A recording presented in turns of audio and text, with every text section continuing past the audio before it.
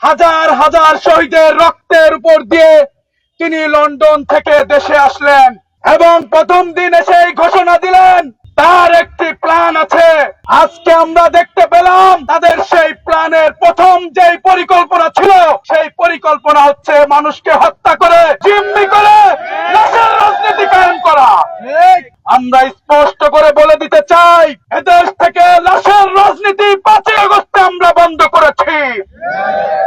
আপনারা যে লাশের রাজনীতি শুরু করতে চাচ্ছেন, বাংলার মানুষ এই লাশের রাজনীতিকে প্রত্যাখ্যান করেছে এবং বাংলাদেশের মানুষ স্বপ্ন দেখছে, নতুন রাজনীতির স্বপ্ন দেখছে, নতুন রাজনৈতিক সংস্কৃতির স্বপ্ন দেখছে। আপনারা যদি এই নতুন রাজনৈতিক সংস্কৃতির বিরোধিতা করেন, বাংলার মানুষ 12 তারিখের দাঁত ভাঙা জবাব ইনশাল্লাহ দেবে। আপনারা যে হত্যা করে মানুষকে জিম্মি করে ক্ষমতার যেই মসনদে বসতে চাচ্ছেন, এই আশা বাংলার মানুষ আপনাদের পূরণ হতে দেবে না।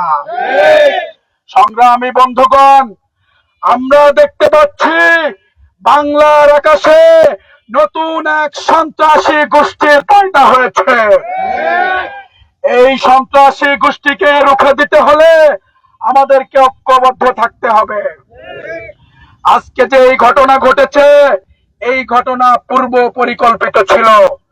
আমরা দেখেছি ফেসবুক স্ট্যাটাসের মাধ্যমে আবারও হুমকি দেওয়া হয়েছে, যেখানে জামাতের নেতাকর্মী, যেখানে এনসিপির নেতাকর্মী দেখা হবে তাদেরকে গলা কেটে হত্যা করা হবে। আমরা বলতে চাই, আপনি কাদেরকে হত্যা করতে চান?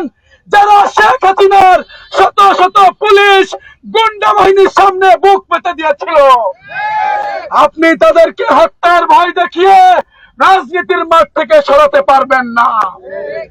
আমরা স্পষ্ট করে হুঁশিয়ারি করে দিতে চাই, আপনারা যে রাজনীতিতে আছেন এই রাজনীতি থেকে সরে আসুন এবং বাংলাদেশের মানুষের জন্য রাজনীতি করুন। আমি সর্বোপরি বলতে চাই, যে হত্যাকাণ্ড আপনারা ঘটিয়েছেন, এই হত্যাকাণ্ডের জন্য আবার না ঘটে পুনরায়, এই প্রতিজ্ঞা নিয়ে আপনারা নতুন রাজনীতি শুরু করুন।